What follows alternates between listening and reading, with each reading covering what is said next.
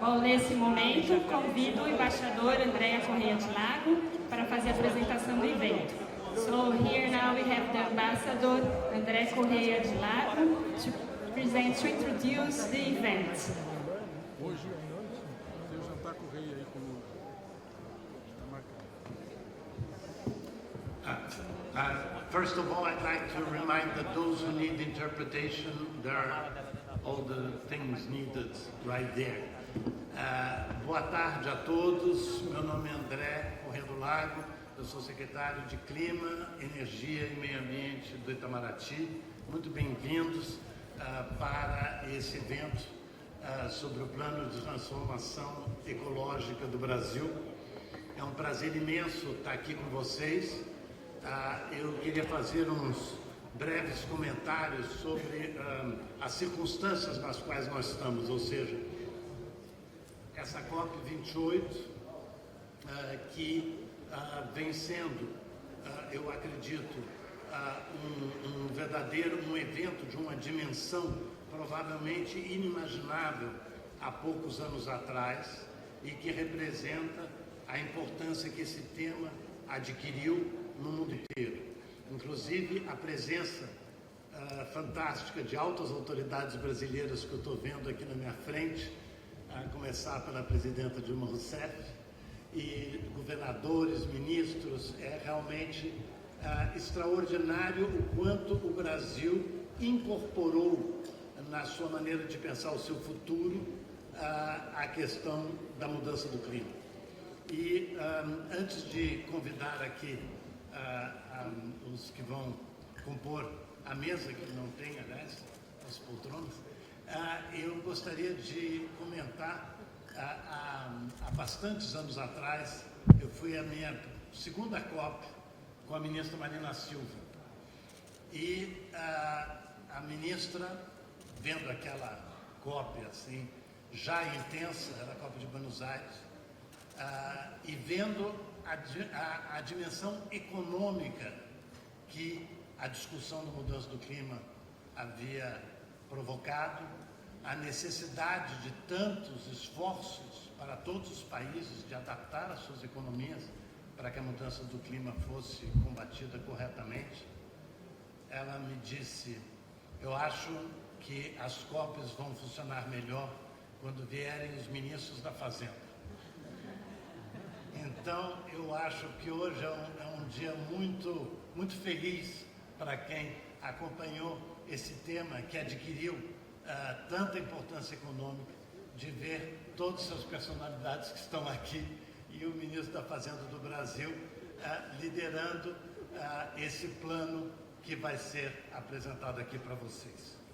Eu queria, então, convidar para compor aqui o palco o presidente do BID, Ilan Goldfein,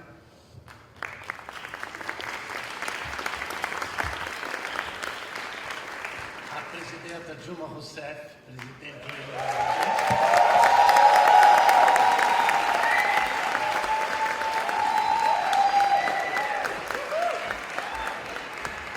o presidente do BNDES, Luiz Mercadante,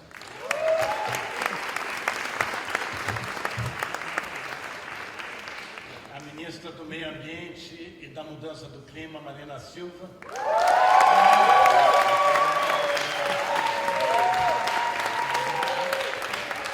e o ministro da Fazenda, Fernando Haddad.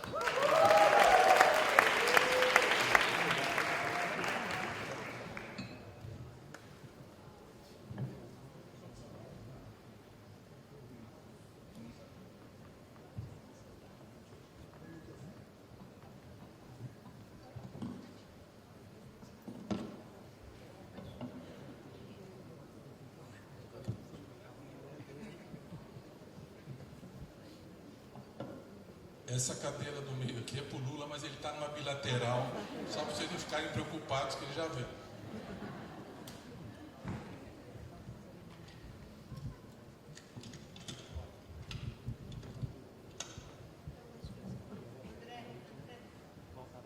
Então, eu gostaria de convidar o presidente do BNDES, Luiz Mercadante.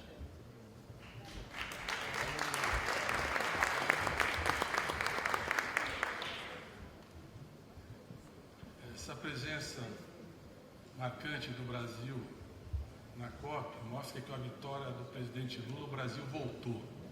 Voltou e voltou com tudo. E voltou com uma agenda ambiental ambiciosa, portadora de futuro, de um país que quer liderar a descarbonização e o enfrentamento dessa grave, dramática crise climática que o mundo enfrenta. Então, queria saudar o Willa, saudar a Marina, ministra, saudar o ministro Fernando Haddad, saudar o embaixador André, saudar minha querida presidenta Dilma Rousseff e dizer que nós estamos todos aqui trazendo várias iniciativas que avançam na direção de um mundo sustentável, do compromisso com a COP de Paris, de que nós temos que perseguir no máximo 1,5 de grau centímetro de aquecimento da Terra. E nesse evento, nós temos também algo inédito na história da República, que é o ministro da Fazenda, a sua equipe, discutindo com os outros ministérios, com o BNDES, com o MMA, desenhando um plano de transição ecológica muito abrangente, muito consistente e muito promissor, que pode ter um papel decisivo na coordenação, junto com o novo PAC, com a nova política de neoindustrialização do Brasil, são um tripé articulado e complementar para a retomada do desenvolvimento sustentável e para a descarbonização da nossa economia. Eu vou ser muito rápido, eu quero falar um pouco da contribuição do BNDES nessa agenda. O BNDES é um banco de 71 anos, mas segundo a Bloomberg, é o banco que mais financiou energia renovável, limpa e sustentável na história, entre todos os demais bancos do planeta. E por que isso? Porque é um banco formado por servidores públicos, extremamente qualificados, que lá atrás impulsionaram o financiamento das hidroelétricas, da nossa matriz hidroelétrica, que foi decisiva hoje para a descarbonização da economia. 90% da energia hidrelétrica foi financiada pelo BNDES e 70% da energia eólica foi financiada pelo BNDES, inclusive com substituição de importações, com nacionalização dos aerogeradores e com uma mudança no processo de produção de plataformas locais. A mesma coisa na fotovoltaica, que nós financiamos cerca de 1/3 de todo investimento feito no Brasil. É por isso que o Brasil tem uma matriz energética 47% renovável e uma matriz elétrica de 88% renovável, e que é um diferencial, é o país mais avançado em relação à matriz de todos os países que compõem o G20. Mas nós somos um país que emite muito. Nossas emissões são significativas, apesar do nosso PIB ser hoje o 10ª economia mundial, nós estamos ali entre o 5º e 6º maior emissor. E o fator determinante é o uso da terra, 24%, e é o desmatamento da Amazônia. Mas o presidente Lula e a presidenta Dilma já vinham fazendo ao longo da história um combate implacável ao desmatamento. Nós tivemos uma redução muito expressiva de 22% esse ano, e essa é uma contribuição que vai permitir, só isso vai permitir o Brasil, que é metade das nossas emissões, nós cumprimos a nossa meta voluntária em relação aos compromissos que assumimos. Mas é pouco para a gravidade da crise. Então, nós, do BNDES, estamos incentivando muito, o BNDES do Futuro é um banco verde, é um banco que está fazendo uma taxonomia, hoje é o banco, é a instituição pública mais transparente do Brasil, análise do TCU com 8.000 entidades públicas, municipal, estadual, federal e da CGU. Portanto, tudo que eu posso falar aqui, vocês podem auditar, ter acesso e assegurar total transparência na gestão do banco. Quero, inclusive, agradecer ao ministro Lewandowski, que contribuiu lá no Supremo para que esses passos fossem dados. Então, nós estamos empenhados em avançar no nosso balanço verde, nós estamos fazendo uma taxonomia e vamos alinhar o balanço do banco com a meta de 1,5 graus centígrados. O que tiver acima disso, ou vai ter um custo mais alto o crédito, ou nós não vamos fazer. E vamos priorizar aquilo que contribui decisivamente para enfrentar a crise climática. Esse é o papel do banco público, induzir pelo exemplo, induzir pelo compromisso, induzir por inovações. Nós ganhamos um prêmio esse ano de inovação do sistema financeiro, ganhamos 10 prêmios, logo vamos divulgar. Eu acho que eu vou ter que pagar a publicidade também, porque senão não sai quando a gente ganha prêmio. Mas ganhamos um prêmio de inovação do sistema financeiro, usando as informações do Mapa Bioma, onde nós monitoramos todos os nossos financiamentos em relação ao desmatamento de quem contrata. E hoje fizemos mais uma inovação. Nós vamos cruzar todos os dados CPF, CNPJ, para evitar. A malha já é muito fina, mas vai ser mais fina ainda, e nós financiamos 30% todo o crédito bancário do Plano Safra e tudo que vai para a agricultura brasileira. Nós queremos introduzir o compromisso da economia de baixo carbono, da agricultura de baixo carbono, da agricultura de precisão, para o financiamento agrícola, melhorando as práticas e estímulos também à taxa de juros menores para quem tem investimentos e compromissos com essa agenda fundamental na agricultura familiar e na agricultura empresarial. O nosso banco está com uma carteira muito forte na área de infraestrutura e energia, 52 bilhões de reais esse ano é a nossa entrega, e isso também vai acelerar o nosso compromisso com a energia limpa e sustentável. Entrando agora numa nova etapa, que é o etanol de segunda geração, que é muito mais produtivo e eficiente, é o hidrogênio verde. Estou vendo aqui alguns governadores do Nordeste, o Camilo, a concorrência, Jerônimo, Bahia, Ceará, no Nordeste é gigante, porque é uma usina de sol e é também uma fonte de vento fantástico, né?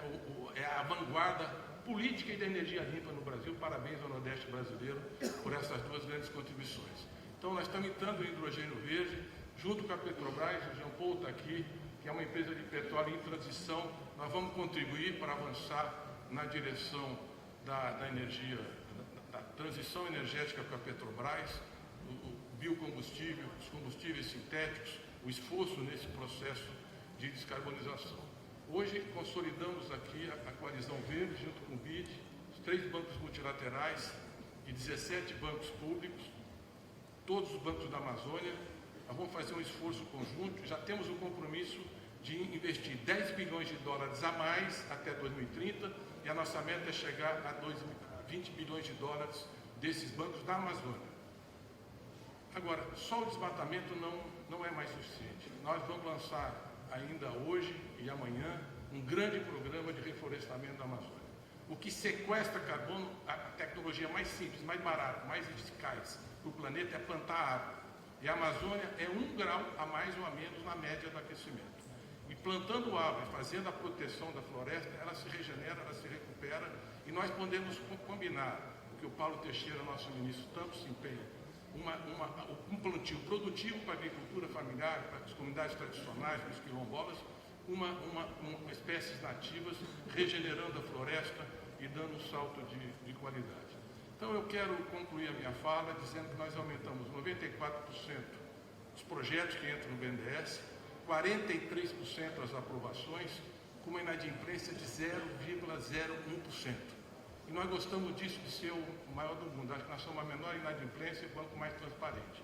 Mas estou dizendo o seguinte para o nosso ministro Haddad e a ministra Marina. O BNDES vai estar na linha de frente do financiamento desse plano. Nós queremos um Brasil verde, descarbonizado. Vamos fazer uma grande Copa de emergência do sul global para liderar essa experiência. E o Brasil, como disse o presidente Lula, vai ser o primeiro país do G20 a ter 0 emissões, a liderar essa agenda e mostrar para o mundo que ali tem muito especialista hoje em Pororoca que nunca viu um igarapé, mas aqueles que conhecem a Amazônia, o povo da Amazônia, olhando para os 48 milhões de pessoas que vivem lá e os 30 milhões de brasileiros que lá estão. Nós queremos uma Amazônia com bioeconomia, com uma indústria renovada, com uma neoindustrialização descarbonizada, com uma agricultura de baixo carbono, com reflorestamento.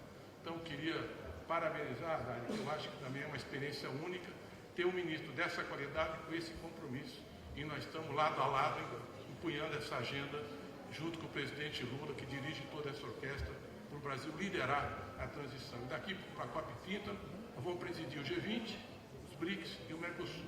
Então, se prepare, porque o Brasil voltou com tudo e vai liderar essa agenda. Muito obrigado.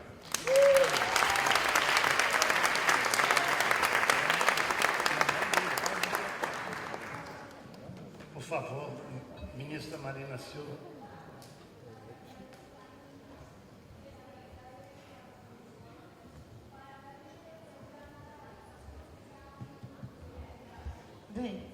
Acho que a maior parte das pessoas que estão aqui já estavam no primeiro evento, quando lançamos um instrumento para financiamento global de florestas tropicais, mas aqueles que ainda não estavam aqui, sejam todos muito bem-vindos. É uma alegria estar aqui, sendo coordenados pelo embaixador André Corrêa do Lago, aqui ao lado, companheiro Aloysio Mercadante, presidente Dilma Rousseff, presidente dos BRICS, nosso presidente do Banco Interamericano, William Goldfein, e o nosso querido ministro Fernando Haddad, ministro da Fazenda, que tenho a alegria de estar aqui ombreando com ele esse evento de transformação ecológica e parabenizando por todo o esforço feito juntamente com sua equipe, dialogando com todos os ministérios para que, de fato, essa transformação ela possa estar imbricada no cerne do governo.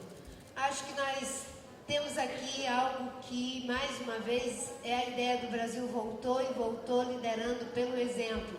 Na COP27, o presidente Lula lá no Egito dizia essa frase, e agora nós estamos retornando não mais com apenas um enunciado, mas com alguns resultados. Os resultados da queda do desmatamento, que eu já me referi no evento anterior, o resultado de, nesses quase 12 meses, já temos um plano de transformação ecológica, já temos um plano voltado para a agricultura de baixo carbono, a partir do plano Safra, como muito bem trabalhou aqui o querido colega Paulo Teixeira, o ministro Fávaro, todos os esforços que estamos fazendo para fazer um cruzamento entre os projetos de infraestrutura e os compromissos que o Brasil tem em relação ao desmatamento zero, para que as coisas se tornem compatíveis. E queria dizer às minhas colegas ministras, Esté, a querida Nízia, a querida Soninha,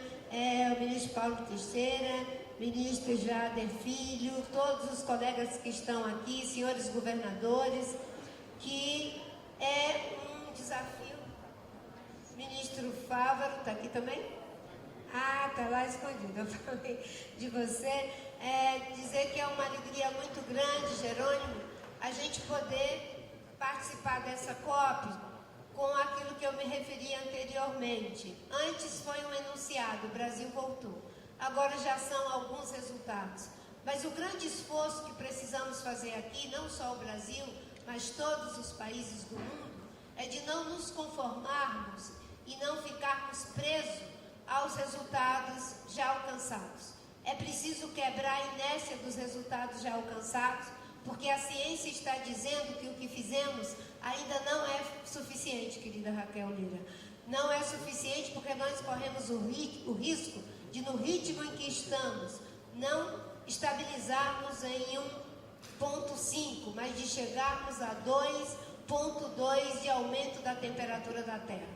Se no estágio em que nos encontramos, nós já temos os eventos extremos que estamos vivendo, quanto mais se ultrapassarmos os 2 graus de temperatura média da Terra. O Brasil já vive sob os efeitos da mudança do clima e só há uma resposta para isso. Se formos capazes de juntar economia com ecologia numa mesma equação. Antes a gente pensava que era preciso compatibilizar. Não é mais essa história de compatibilizar. É preciso integrar. Integrar é fazer isso. O plano de transformação ecológica, ele está baseado em vários eixos que o ministro Fernando Haddad vai mencionar daqui a pouco, mas um deles, com certeza, é criar um novo ciclo de prosperidade. Um novo ciclo de prosperidade que aposte na bioeconomia, um novo ciclo de prosperidade que aposte na infraestrutura para o desenvolvimento sustentável, um novo ciclo de prosperidade que faça a reindustrialização verde, a agricultura de baixo carbono, que a gente possa aumentar a produção por ganho de produtividade. E ainda bem, ministro Lewandowski, que nós já temos a tecnologia para isso. Nós já temos boa parte da resposta técnica e agora nós estamos juntando resposta técnica com compromisso ético e político do presidente Lula de liderar pelo exemplo. E é por isso que não só aqui na COP, que é o espaço para discutir clima, para discutir meio ambiente,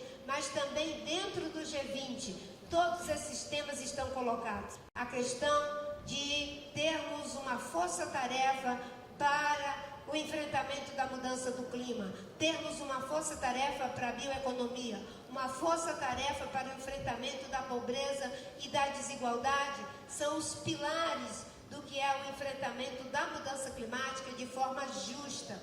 O princípio da justiça climática, do combate às desigualdades, não só dentro dos nossos países, mas em relação às regiões, está presente no compromisso do presidente Lula à frente do G20 e trabalhando muito fortemente para que se possa deixar um legado.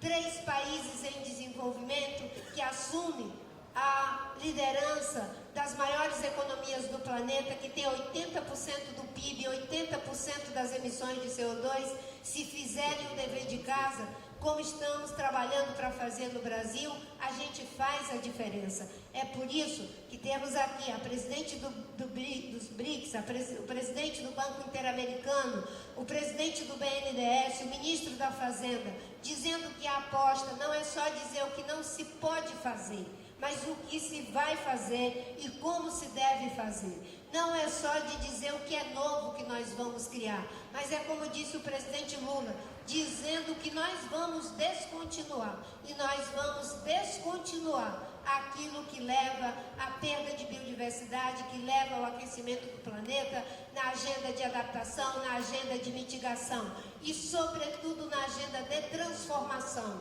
Não basta mitigar e adaptar, é preciso transformar os modelos insustentáveis de desenvolvimento do mundo e para isso é que nós estamos trabalhando esse plano. O plano não é pronto e acabado, o plano ele é dinâmico, porque ninguém tem a resposta, mas o importante é a determinação de reconhecer o problema e trabalhar para poder resolvê-lo. Muito obrigada, parabéns a todos que trabalharam, parabéns ao ministro Fernando Haddad por todo o esforço realizado.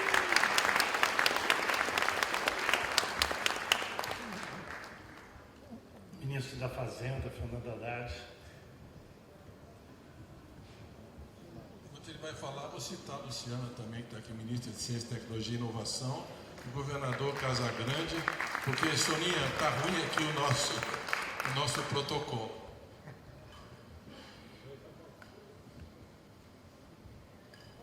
Querida presidenta Dilma Rousseff, ministra Marina Silva, Ilan Goldfein, Aloysio Mercadante, embaixador André Corrêa do Lago.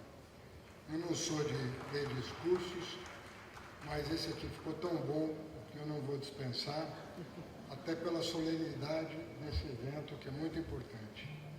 É uma grande satisfação estar aqui na COP28 ao lado da ministra Marina Silva, apresentando o nosso plano de transformação ecológica para o mundo. O plano de transformação ecológica é um reencontro do Brasil consigo mesmo.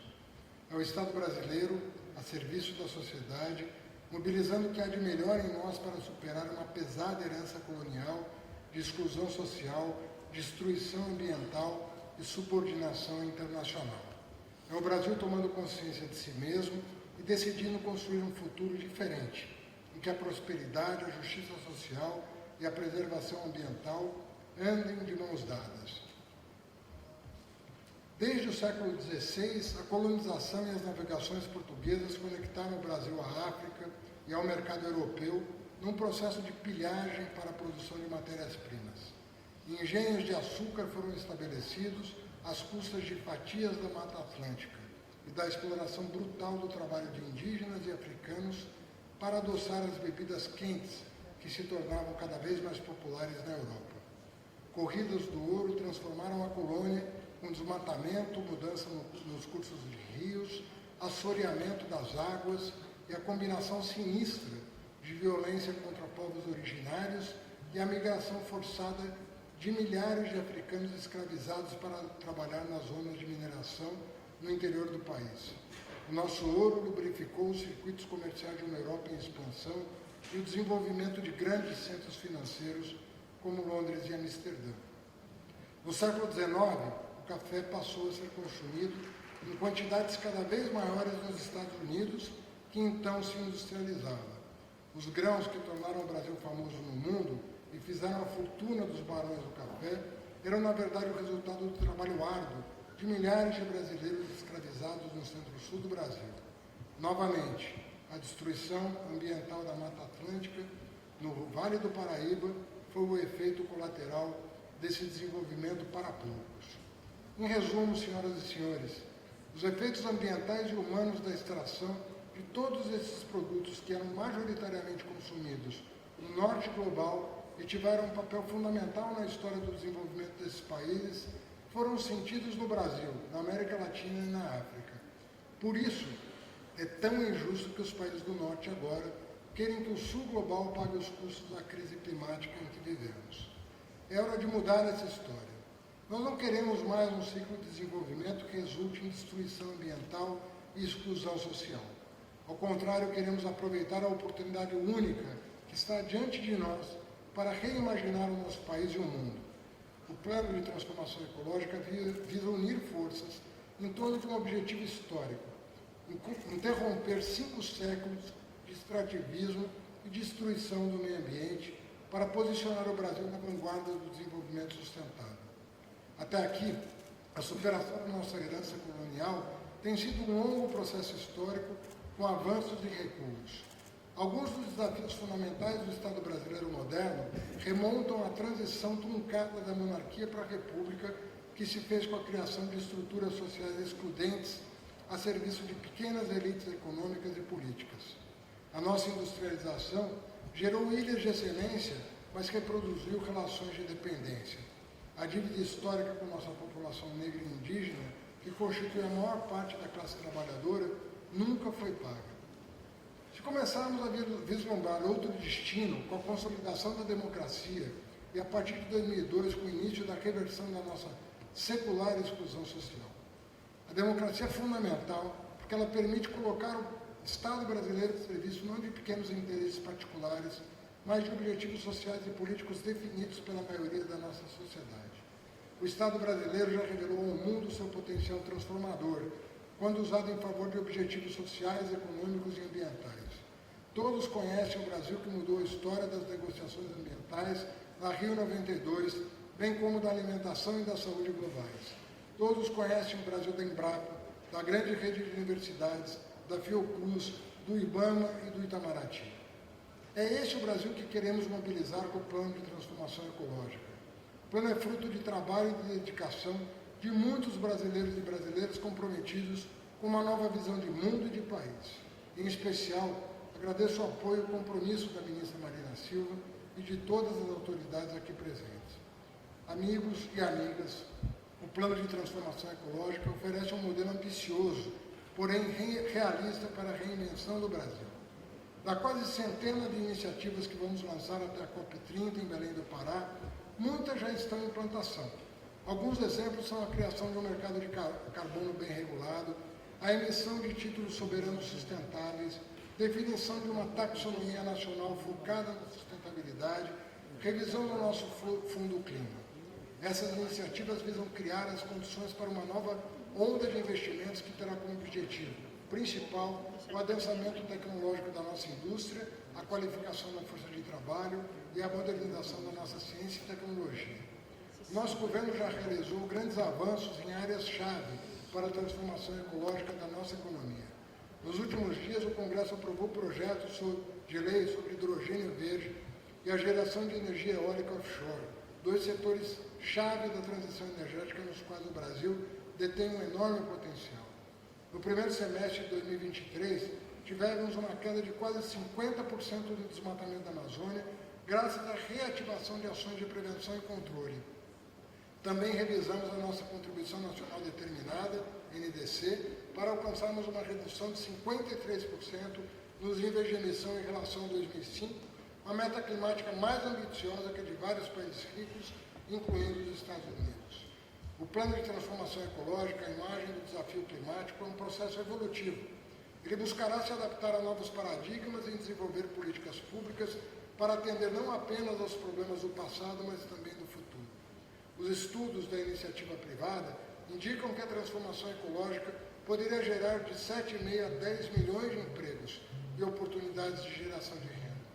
Esses empregos seriam em todos os setores, mas principalmente em bioeconomia, agricultura e infraestrutura. No entanto, para capturar essa oportunidade, esses mesmos estudos estimam que o Brasil precisa de investimentos adicionais da ordem de 130 a 160 bilhões de dólares por ano nos próximos 10 anos, principalmente em infraestrutura para adaptação, energia, indústria e mobilidade. A boa notícia é que temos um histórico de capacidade de mobilização de investimentos e de criação de infraestruturas sustentáveis.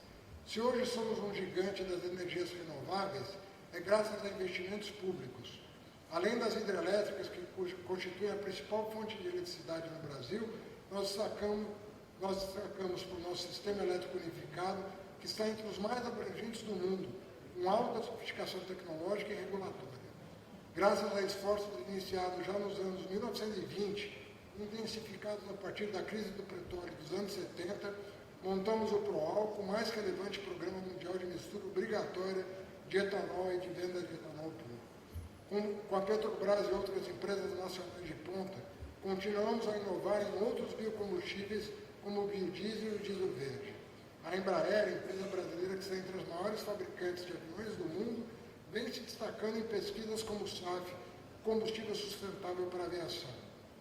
Na cana-de-açúcar, a principal matéria-prima para a produção de biocombustíveis no Brasil, temos pesquisas em curso que provavelmente vão possibilitar dobrar a produção nacional na próxima década usando a mesma área plantada.